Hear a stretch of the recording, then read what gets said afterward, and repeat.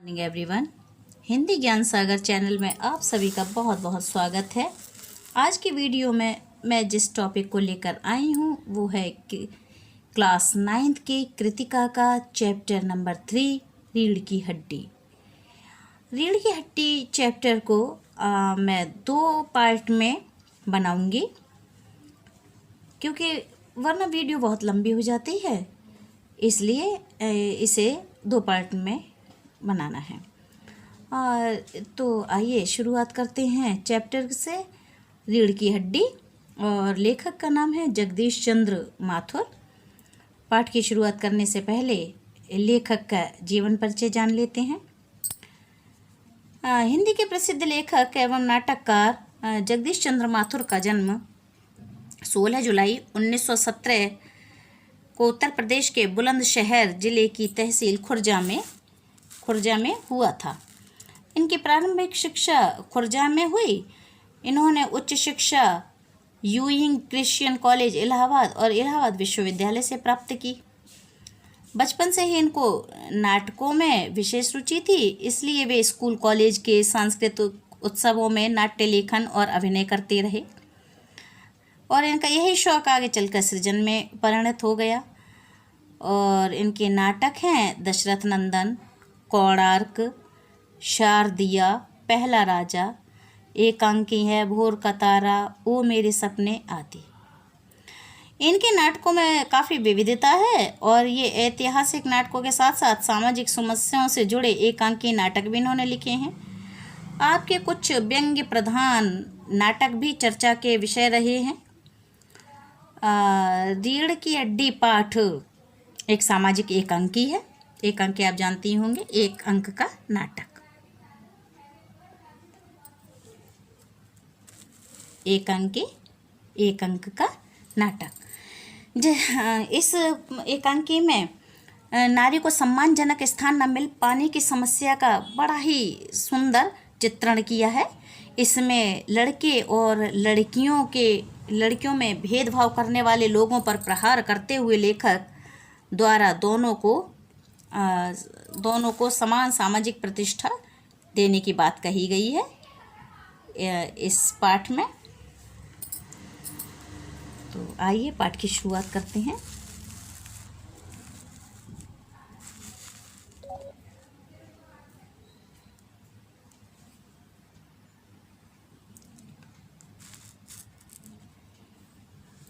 मामूली तरह से सजा हुआ एक कमरा, अंदर के दरवाजे से आते हुए जिन महाशय की पीठ नजर आ रही थी वे अधेड़ उम्र के मालूम होते हैं।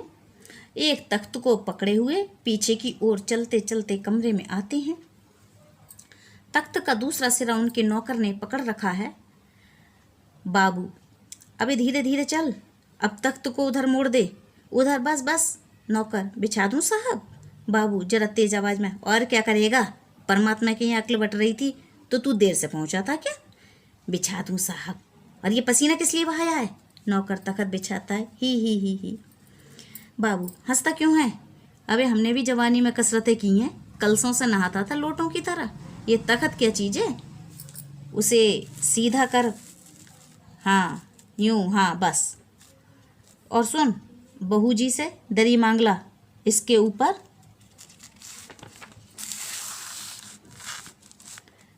ऊपर बिछाने के लिए चद्दर भी कल जो धोबी के यहाँ से आई है वही। नौकर जाता है। बाबू साहब इस बीच में मेज पोश ठीक करते हैं, एक झाड़न से गुलदस्ते को साफ करते हैं, कुर्सियों पर भी 2-4 हाथ लगाते हैं।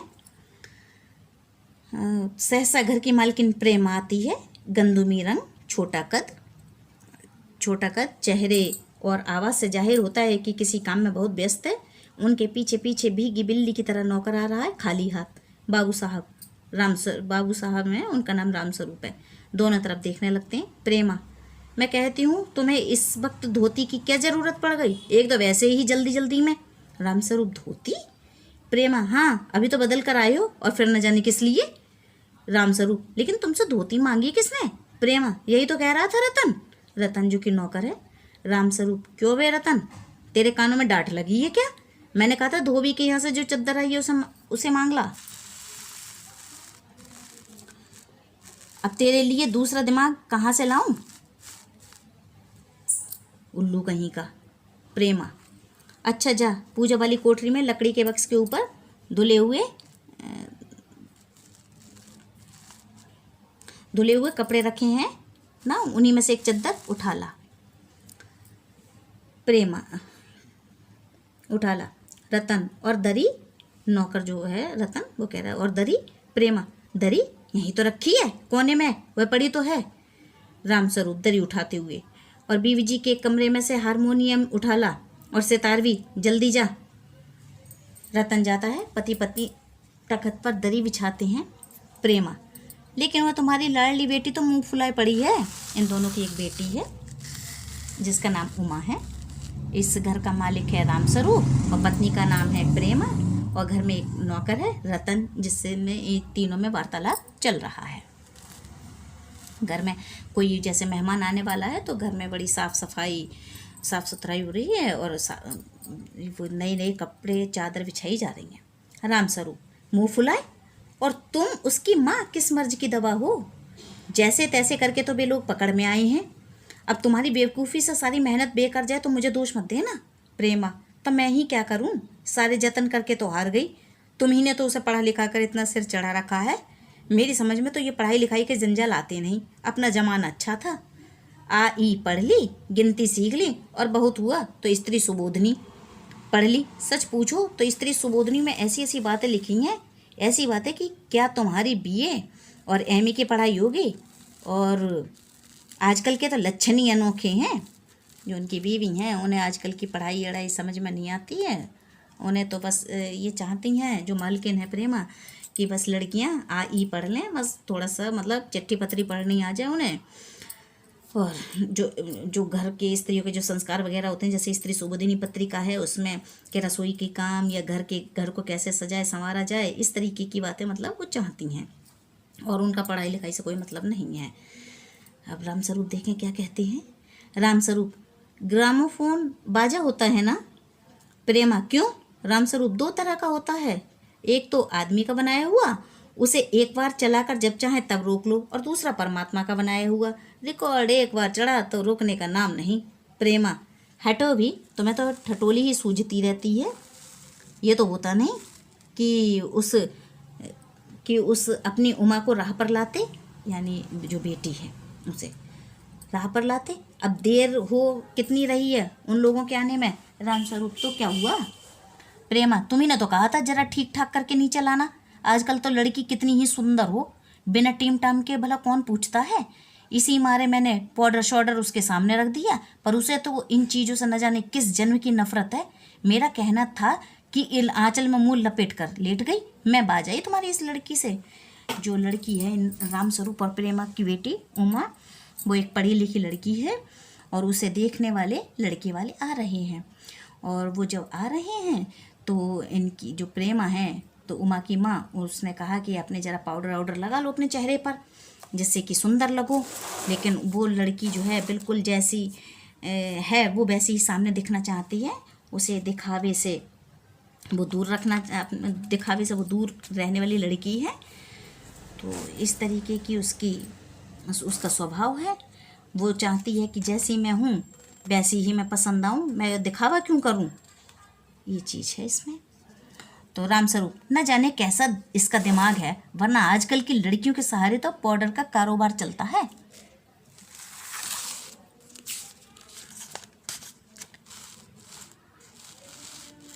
प्रेमा, अरे मैंने तो पहले ही कहा था, एंट्रेंस ही पास करा देते, लड़की अपने हाथ रहती और इतनी परेशानी न उठानी पड़ती। पर तुम तो, रामस्वरूप बात काट कर चुप चुप दरवाजे में झांकते हुए, तुम्हें कतई अपनी जुबान पर काबू नहीं है। कल ही ये बता दिया था कि उन सब लोगों के सामने जिक्र और ढंग से होगा, मगर तुम तो अभी से सब कुछ उगले देती हो। उनके आने तक तो न जाने क्या हाल करोगी। प्रेमा, अच्छा बाबा, मैं ना बोलूँगी, जैसी तुम्हारी मर्जी हो करना, बस मुझे तो मेरा काम बता दो। रामस्वरूप, तो उमा को जैसे हो तैयार कर लो, यानी रामस्वरूप कह रहे हैं कि जैसे भी हो उमा को तैयार करके ले आओ। ना सही पाउडर वैसे कौन बुरी है, यानी अगर वो पाउडर, वो कह रहे हैं, पिता कह रहे हैं रामस्वरूप कि अगर पाउडर नहीं लगा रही है तो ना सही, कौन सी हमारी बेटी बुरी है, भेज दो उसे, यानी पान लेकर भेज देना उसे। नाश्ता तो तैयार है ना, चद्दर खोल, पकड़ तो इधर जरा, चद्दर बिछाते हैं। प्रेमा, नाश्ता तो तैयार है, मिठाई तो बे लोग ज़्यादा खाएंगे नहीं, कुछ नमकीन चीज़ें बना दी हैं, फल रखे ही हैं, चाय तैयार है और टोस्ट भी, मगर हाँ मक्खन, अरे मक्खन तो आया ही नहीं। रामस्वरूप, क्या कहा, मक्खन नहीं आया? तुम्हें भी किस वक्त याद आई है? जानती हो कि मक्खन वाले की दुकान दूर है, पर तुमने तो ठीक वक्त पर कोई बात सूझती ही नहीं। अब बताओ, रतन मक्खन लाए कि यहाँ का काम करे? दफ्तर के चपरासी से कहा था आने के लिए, सो नखरों के मारे। प्रेमा, यहाँ का काम कौन ज़्यादा है, कमरा तो सब ठीक ठाक है। है ही, बाजा सितारा ही गया है, नाश्ता यहाँ बराबर वाले कमरे में ट्रे में रखा हुआ है, सो तो मैं पकड़ा दूंगी, एक आध चीज़ खुद ले आना, इतनी देर में रतन मक्खन ले ही आएगा, 2 आदमी ही तो हैं।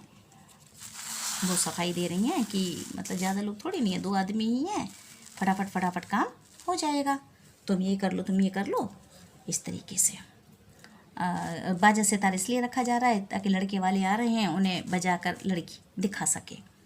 ये हमारे यहाँ की भारतीय परंपरा रही है कि लड़की को चलाकर भी देखा जाएगा कि भाई लड़की ठीक ठाक है या नहीं चलने में, बोल कर भी देखा जाता है, बुलवा कर भी देखा जाता है, और ढोलक भी बजवा कर देखी जाएगी कि मतलब उसके सब चीज़ें एक तरीके से उसकी नुमाइश सी की जाती है। अब भले ही लड़कियों को ये अच्छा नहीं लगता है, लेकिन भाई समाज की परंपरा के नाम पर ये सब लड़कियों को ये सब फेस करना पड़ता है, तो इसी एकांकी में इसी पर व्यंग्य किया गया है। रामस्वरूप, हाँ, एक तो बाबू गोपाल प्रसाद और दूसरा खुद लड़का है। जो 2 लोग आ रहे हैं वो बाबू गोपाल प्रसाद है और उनका बेटा है, जो उमा को देखने के लिए आ रहा है। देखो, उमा से कह देना जरा करीने से आए, ये लोग जरा ऐसे ही हैं, गुस्सा तो मुझे बहुत आता है इनके दकियानूसी ख्यालों पर। खुद पढ़े लिखे हैं, वकील हैं, सभा सोसाइटियों में जाते हैं, मगर लड़की चाहती हैं ऐसी कि ज़्यादा पढ़े लिखे ना हो। जो रामस्वरूप हैं वैसे आजकल के आधुनिक व्यक्ति हैं, उन्होंने अपनी बेटी को पढ़ा लिखा रखा है, पढ़ाया लिखाया है अच्छा, तो लेकिन क्या करें, आज के समाज के बेचारे मजबूर, एक पिता भी हैं, इनकी हालत से ये महसूस हो रहा है कि वो मजबूर हैं बेचारे।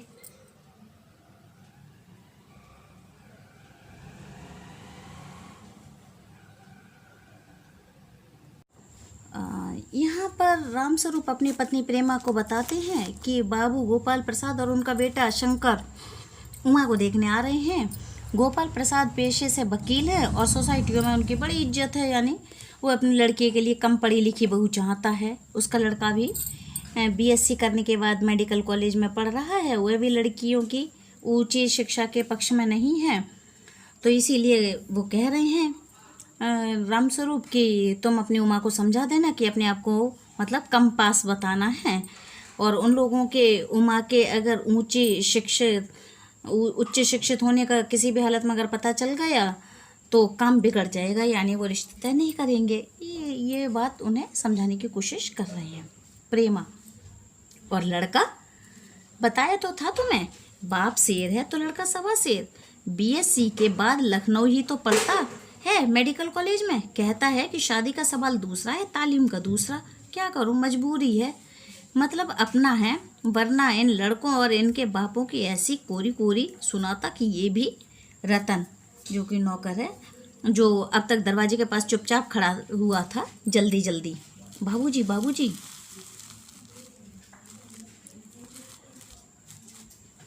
बाबूजी बाबूजी। रामस्वरूप, क्या है? रतन, कोई आते हैं। रामस्वरूप दरवाजे से बाहर झांक कर जल्दी मुंह अंदर करते हुए, अरे ए प्रेमा, बे आ भी गए। नौकर पर नजर पड़ती, अरे तू यहीं खड़ा है बेवकूफ, गया नहीं मक्खन लाने, सब चौपट कर दिया, अबे उधर से नहीं, अंदर के दरवाजे से जा। नौकर अंदर आता है, और तुम जल्दी करो प्रेमा, उमा को समझा देना, थोड़ा सा गा देगी। प्रेमा जल्दी से अंदर की तरफ जाती है, उसकी धोती जमीन पर रखे हुए बाजे से अटक जाती है। प्रेमा, ये बाजा वह नीचे ही रख गया है कमबख्त। रामस्वरूप, तुम जाओ, मैं रखे देता हूँ जल्दी। प्रेमा जाती है, बाबू रामस्वरूप बाजा उठाकर रखते हैं, किवाड़ों पर दस्तक। रामस्वरूप, आइए।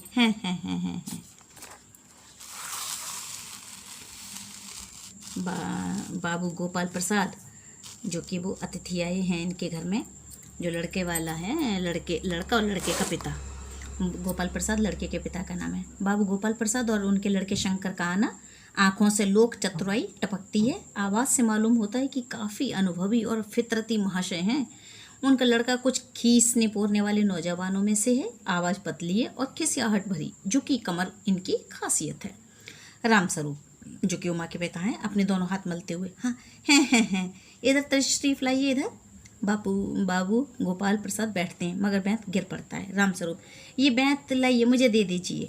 कोने में रख देते हैं। सब बैठते हैं। मकान ढूंढने में तकलीफ तो नहीं हुई?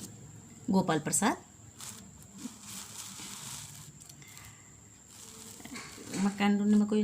गोपाल प्रसाद खखार कर, तांगे वाला जानता था, और फिर हमें तो यहाँ आना ही था, रास्ता मिलता कैसे नहीं।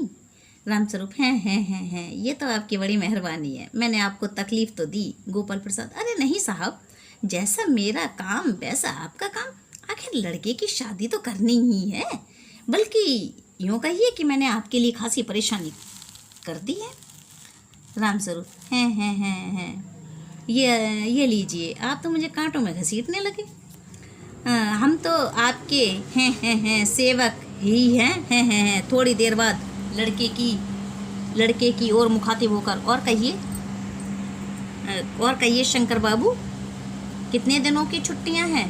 शंकर, जी कॉलेज की छुट्टियां नहीं है, वीकेंड में चला आया। रामस्वरूप, आपके कोर्स खत्म होने में तो साल भर रहा होगा। शंकर, जी नहीं, कोई साल 2 साल। रामस्वरूप, साल 2 साल? शंकर, हैं, जी 1 आध साल का मार्जिन रखता हूँ।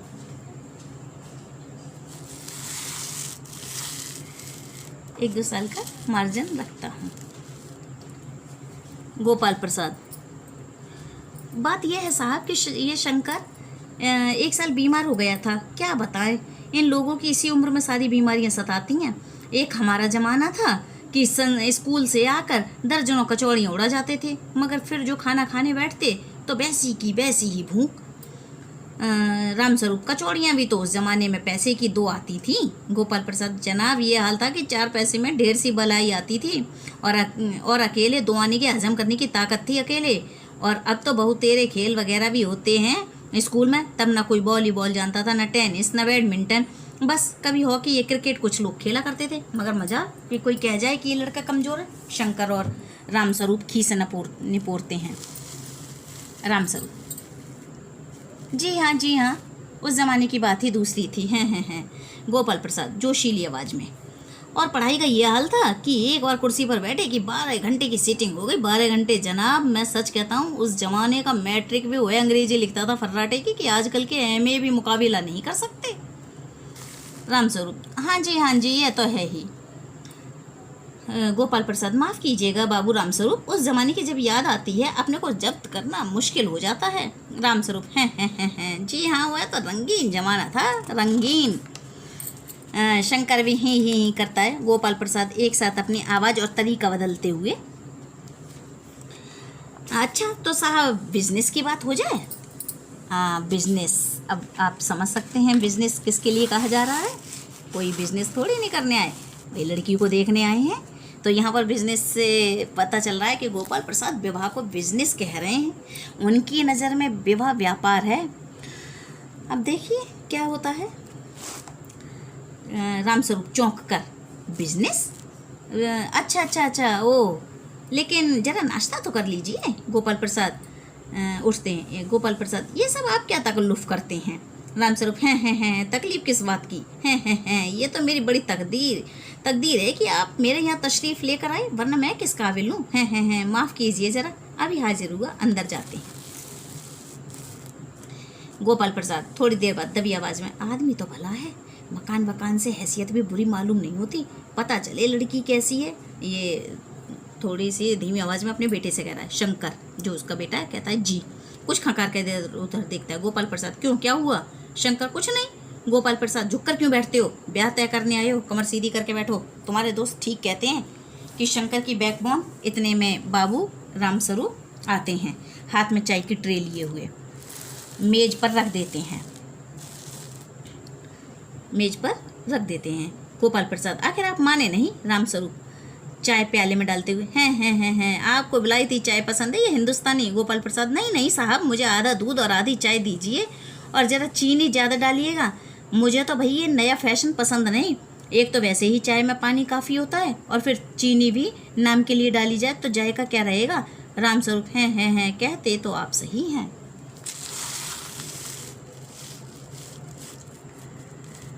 प्याला पकड़ते हैं, प्याला पकड़ते हैं शंकर खकार कर, जो कि लड़का है, उमा को देखने आया है। सुना है सरकार अब ज़्यादा चीनी लेने वालों पर टैक्स लगाएगी। गोपाल प्रसाद चाय पीते हुए, सरकार जो चाहे सो कर ले, पर अगर आदमी आमदनी करनी है तो सरकार को बस एक ही टैक्स लगाना चाहिए। रामस्वरूप शंकर को प्याला पकड़ाते हुए है क्या? गोपाल प्रसाद खूबसूरती पर टैक्स। रामस्वरूप और शंकर हंस पड़ते हैं। मजाक नहीं साहब, ये ऐसा टैक्स है जनाब कि कर देने वाले चूं भी ना करेंगे। बस शर्त ये है कि हर एक औरत पर ये छोड़ दिया जाए कि वो अपनी खूबसूरती के स्टैंडर्ड के माफिक अपने ऊपर टैक्स तय कर ले, फिर देखिए सरकार की कैसे आमदनी बढ़ती है। रामस्वरूप जोर से हंसते हुए, वाह वाह वाह, क्या खूब सोचा अपना। वाकई आजकल ये खूबसूरती का सवाल भी बेढब हो गया है। हम लोगों के ज़माने में तो ये कभी उठता भी ना था। तश्तरी गोपाल प्रसाद की तरफ बढ़ाते हुए, लीजिए। गोपाल प्रसाद समोसा उठाते हुए, कभी नहीं साहब, कभी नहीं। रामस्वरूप शंकर की तरफ मुखातिब होते हुए, आपका क्या ख्याल है शंकर बाबू? शंकर किस मामले में? रामस्वरूप जो कि उमा के पिता हैं, यही कि शादी तय करने में खूबसूरती का हिस्सा कितना होना चाहिए? गोपाल प्रसाद बीच में ही, ये बात दूसरी है बाबू रामस्वरूप, मैंने आपसे पहले भी कहा था लड़की का खूबसूरत होना निहायत ज़रूरी है। कैसे भी हो, चाहे पाउडर वगैरह लगाए चाहे वैसे ही। बात यह है कि हम आप मान भी जाएं मगर घर की औरतें तो राजी नहीं होती। आपकी लड़की तो ठीक है।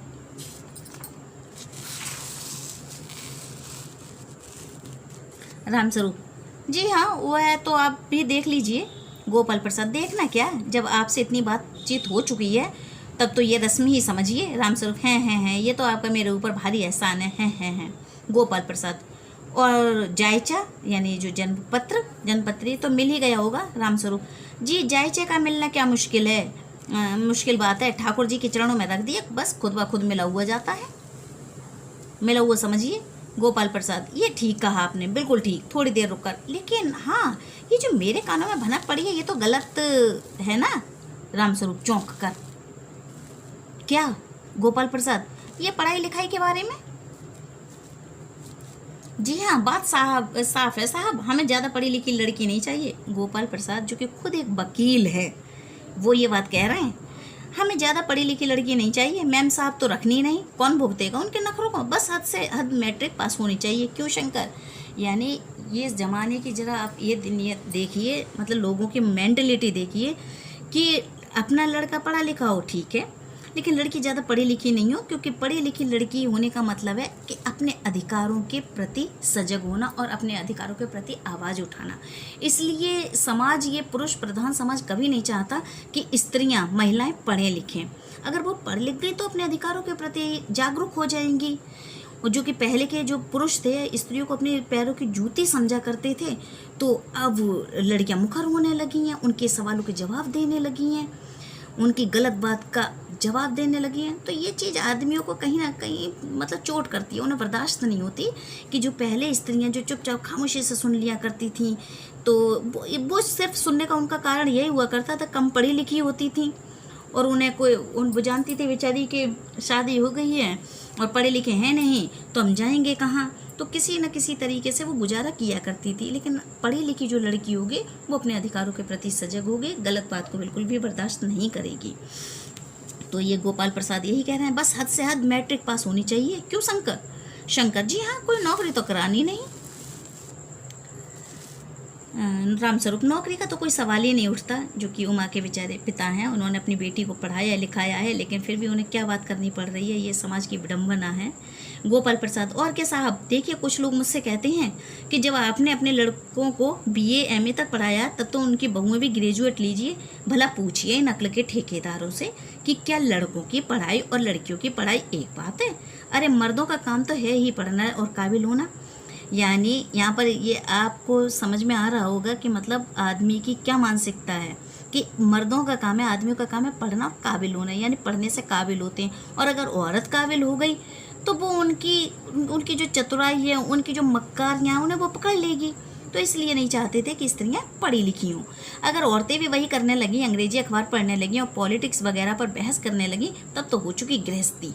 यानी उनकी नज़रों में औरत का काम है बस खाना बनाना, पकाना, कपड़े धोना और ये सब करना बस। जनाब मोर के पंख होते हैं, मोरनी के नहीं। शेर के बाल होते हैं, शेरनी के नहीं। कैसे कैसे बेतुके बताइए उदाहरण दे रहे हैं रामस्वरूप। जी हाँ, और मर्द के दाढ़ी होती है, औरत के नहीं। हैं वो खाम खा बेचारे हंसी में तुकबंदी अपनी कर रहे हैं रामस्वरूप। करनी पड़ रही है, मजबूरी है कि उनकी बेटी को देखने आई हैं। शंकर भी हंसता है मगर गोपाल प्रसाद गंभीर हो जाते हैं, जो लड़के का पिता है। गोपाल प्रसाद, हाँ वह भी सही है। कहने का मतलब यह है कि कुछ बातें दुनिया में ऐसी हैं जो सिर्फ मर्दों के लिए हैं, और ऊंची तालीम भी ऐसी चीज़ों में से एक है। अब चीज़ों में से एक है। रामस्वरूप शंकर से, चाय और लीजिए। शंकर, धन्यवाद, पी चुका। रामस्वरूप गोपाल प्रसाद से, आप? गोपाल प्रसाद, बस साहब अब तो ख़त्म ही कीजिए। रामस्वरूप, आपने तो कुछ खाया ही नहीं। चाय के साथ टोस्ट नहीं थे क्या बताएं हुए मक्खन। गोपाल प्रसाद, नाश्ता ही तो करना था साहब, कोई पेट थोड़ी ना भरना था। और फिर टोस्ट वोस्ट तो मैं खाता भी नहीं। रामस्वरूप, हैं मेज को एक तरफ सरका देते हैं, फिर अंदर के दरवाजे की तरफ मुँह कर जरा जोर से, अरे जरा पान भिजवा देना, सिगरेट मंगवाऊँ? गोपाल प्रसाद, जी नहीं। पान की तश्तरी हाथों में लिए उमा आती है, जो कि रामस्वरूप जी की बेटी है, जिसे देखने के लिए गोपाल प्रसाद और उसके बेटा शंकर आए हैं। ये पिता पुत्र आए हैं। सादगी के कपड़े, गर्दन झुकी हुई। बाबू गोपाल प्रसाद आंखें गड़ाकर और शंकर आंखें छिपाकर उसे ताक रहे हैं। रामस्वरूप, हैं यही ये हैं आपकी लड़की है, लाओ बेटी पान मुझे दे दो। उमा पान की तश्तरी अपने पिता को देती है। उस समय उसका चेहरा ऊपर को उठ जाता है और नाक पर रखा हुआ सोने के रिम वाला चश्मा दिखता है। बाप बेटे चौंक उठते हैं। गोपाल प्रसाद और शंकर एक साथ, चश्मा? रामस्वरूप जरा शक पकाकर, जी वह पिछले महीने में इसकी आंख दुखनी आ गई थी, सो कुछ दिन के लिए चश्मा लगाना पड़ रहा है। मतलब लड़कियों में देखिए कितने, लड़कियों में एक भी ऐब नहीं होना चाहिए। ऐब क्या, ये कोई ऐब नहीं है, लेकिन फिर भी कि लड़की के चश्मा नहीं लगा हो, लड़की ऐसी हो, लड़की वैसी हो, लड़कियों के लिए तमाम बातें। गोपाल प्रसाद, पढ़ाई वढ़ाई की वजह से तो नहीं है कुछ? यानी उन्हें शक हुआ कि ज़्यादा पढ़ाई लिखाई की वजह से तो कहीं आंखें खराब नहीं हो गई हैं, जो भी चश्मा लगाया नज़र कमज़ोर हुई है। रामस्वरूप, नहीं साहब, वो तो मैंने अर्ज किया ना। गोपाल प्रसाद संतुष्ट होकर कुछ कोमल स्वर से, बैठो बेटी। रामस्वरूप, वहाँ बैठ जाओ उमा, उस तख्त पर अपने बाजे आजे के पास। उमा बैठती है।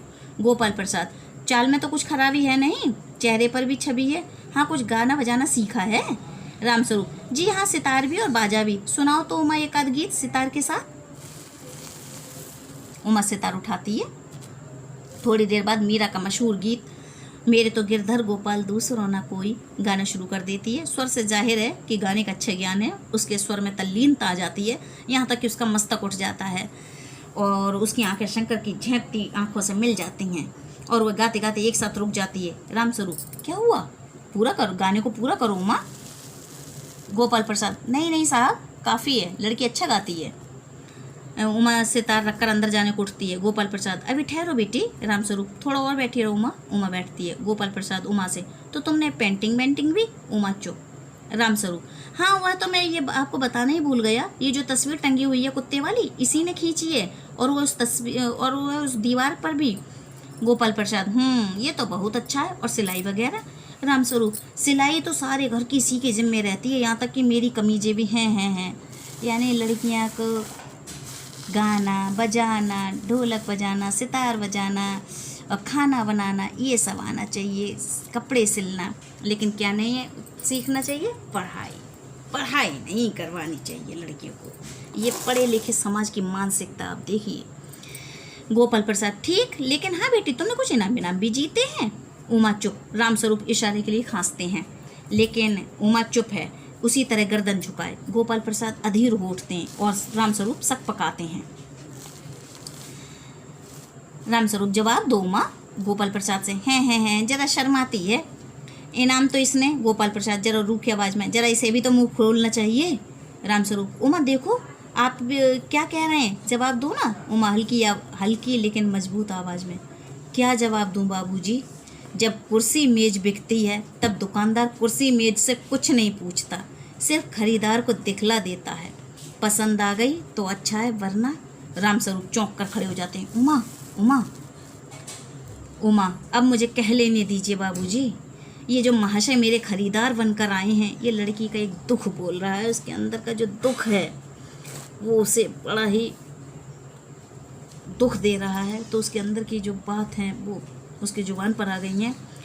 अब मुझे कह लेने दीजिए बाबूजी, ये जो महाशय मेरे खरीदार बनकर आए, इनसे ज़रा पूछिए, क्या लड़कियों के दिल नहीं होता? क्या उनके चोट नहीं लगती?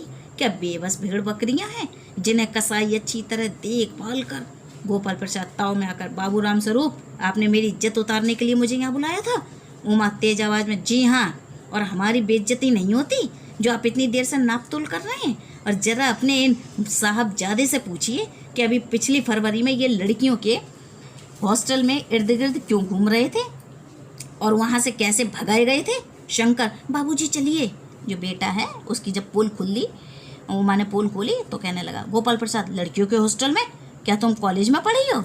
मतलब अपने लड़के की करतूत नहीं देख रहे हैं, वो क्या कर रहे हैं उस पर। मतलब कॉलेज में पढ़ी हो, जैसे कॉलेज में पढ़ना कोई पाप हो गया हो। ये देखिए आप। रामस्वरूप चुप। उमा, जी हाँ, कॉलेज में पढ़ी हूँ, मैंने बीए पास किया है, कोई पाप नहीं किया, कोई चोरी नहीं की, और ना आपके पुत्र की तरह ताक झाँक कर कायरता दिखाई। मुझे अपनी इज्जत, अपने मान का ख्याल तो है, लेकिन इनसे पूछिए कि ये किस तरह नौकरानी के पैरों पर पड़कर अपना मुंह छिपाकर भागे थे। रामस्वरूप, उमा, जो पिता हैं उमा के। गोपाल प्रसाद खड़े होकर गुस्से में, बस हो चुका बाबू रामस्वरूप, आपने मेरे साथ दगा किया। आपकी लड़की बीए पास है। मतलब लड़की बीए पास है, ये उन्हें बुरा लग रहा है। जो अपनी लड़के की करतूत पता चल रही है उसके बारे में उन्हें कुछ नहीं, गुस्सा उन्हें इस बात पर आ रहा है कि लड़की बीए पास है। कमाल है भाई। और आपने मुझसे कहा था कि सिर्फ मैट्रिक तक पढ़ी है। लाइए मेरी छड़ी कहाँ है, मैं चलता हूँ। बैत ढूंढ कर उठाते हैं। बीए पास, ओफो, गजब हो जाता, झूठ का भी कुछ ठिकाना नहीं। मतलब बीए पास ना हो गया यानी क्या हो गया कि जैसे चोर डाकू है। झूठ कभी। आओ बेटी चलो, दरवाजे की ओर बढ़ते हैं। उमा, जी हाँ जाइए, जरूर जाइए, लेकिन घर जाकर जरा ये पता लगाइएगा कि आपके लाडले बेटे की रीढ़ की हड्डी है भी या नहीं, यानी बैकबोन। बाबू गोपाल प्रसाद के चेहरे पर बेबसी का गुस्सा है और चेहरे और उनके लड़के के रुलासापन, यानी बड़ा रुआसा सा हो गया है। दोनों बाहर चले जाते हैं। बाबू रामस्वरूप कुर्सी पर धम से बैठ जाते हैं। उमा के पिता। उमा सहसा चुप हो जाती है। प्रेमा का घबराहट की हालत में आना। प्रेमा, उमा रो रही है। सुनकर रामस्वरूप खड़े होते हैं। रतन, बाबूजी मक्खन। जब तक वो नौकर मक्खन लेकर आया, सब रतन की तरफ देखते हैं और पर्दा गिरता है और इस प्रकार ये अंक यहीं पर खत्म हो जाता है। अब इसमें जो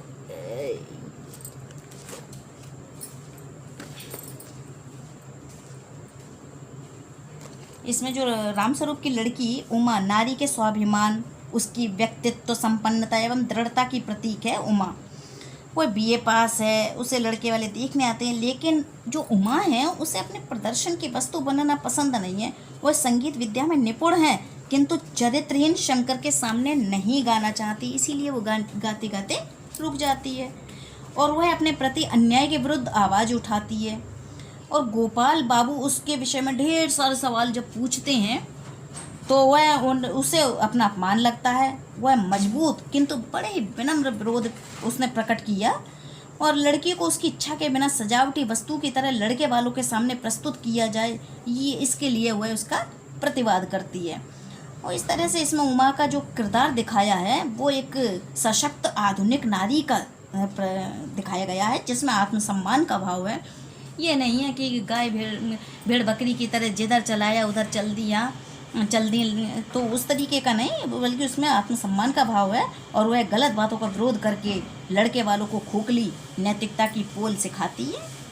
और जो इसमें शंकर दिखाया गया है, वो शंकर जो है उसका किरदार बताया है कि वो गोपाल प्रसाद का पुत्र शंकर, उसकी शादी की बात जब उमा से होती है, वह बीए पास है लेकिन पढ़ने में बिल्कुल बेकार है और साथ में चरित्रहीन भी है। वह लड़कियों को हॉस्टल में ताक झांक करने के लिए कई बार अपमानित किया जा चुका है। नौकरानी के पैरों पर पड़कर अपने आप को उसने बचाया। वह स्वयं उच्च शिक्षा प्राप्त है और लेकिन कम पढ़ी लिखी शादी से करना चाहता है, कम पढ़ी लिखी लड़की से, क्योंकि उसमें आत्मविश्वास की कमी है। और इस प्रकार से वो उपहास का पात्र बनता है। तो इस एकांकी में यही सब चीज़ें बताई गई हैं। और रीढ़ की हड्डी इसका जो शीर्षक रखा गया है इस एकांकी का, जो लेखक ने नाम रखा है, उसका कारण ये है, रीढ़ की हड्डी से का मतलब है चारित्रिक दृढ़ता या व्यक्तित्व संपन्नता, यानी चरित्र की मजबूती या जो पर्सनैलिटी में जो संपन्नता होनी चाहिए।